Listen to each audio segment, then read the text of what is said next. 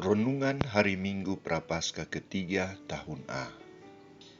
Allah dan Yesus sumber air kehidupan.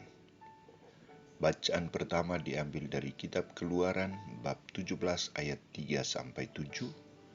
Bacaan kedua dari surat Paulus kepada jemaat di Roma bab 5 ayat 1-2, ayat 5-8, dan bacaan Injil dari Injil Yohanes bab 4 ayat 5-15,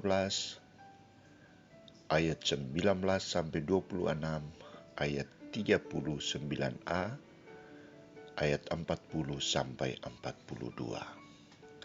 Saudara-saudariku terkasih, dalam hidup manusia ada beberapa kebutuhan yang sangat mendesak untuk dipenuhi, seperti makanan, pakaian, rumah, dan air. Seluruh tubuh manusia dikuasai oleh air.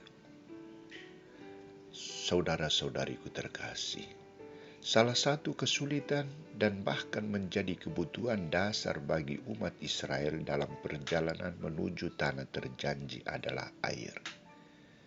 Umat Israel bersungut-sungut kepada Musa, "Mengapa engkau memimpin kami keluar dari Mesir? Apakah untuk membunuh kami, anak-anak dan ternak kami?"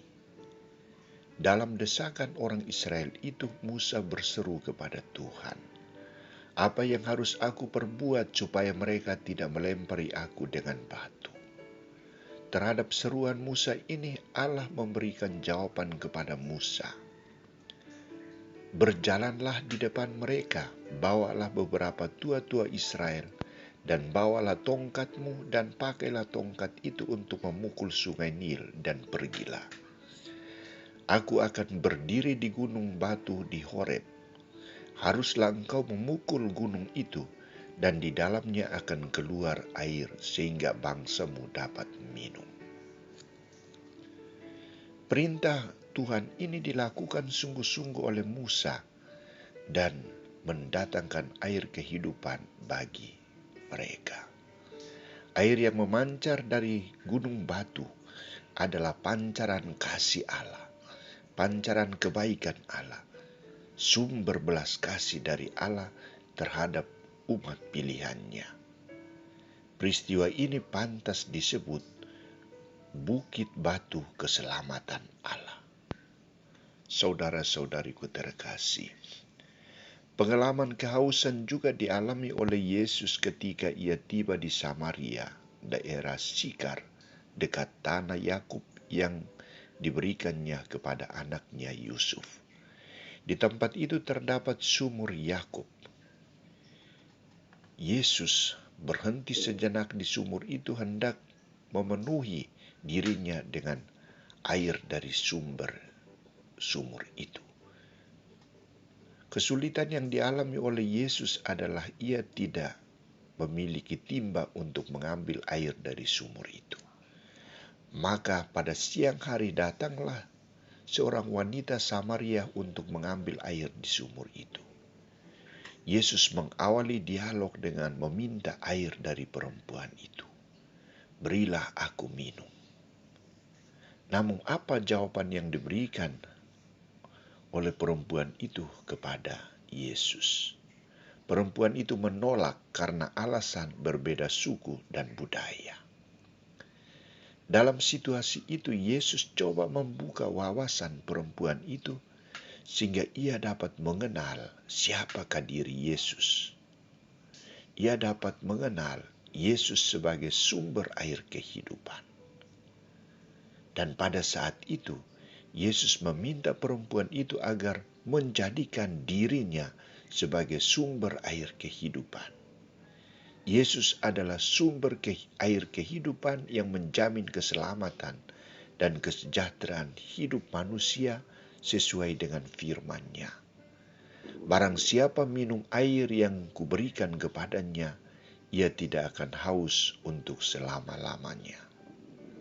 Saudara-saudariku terkasih, dari pernyataan ini jelas bahwa Yesus adalah wadas air hidup yang benar.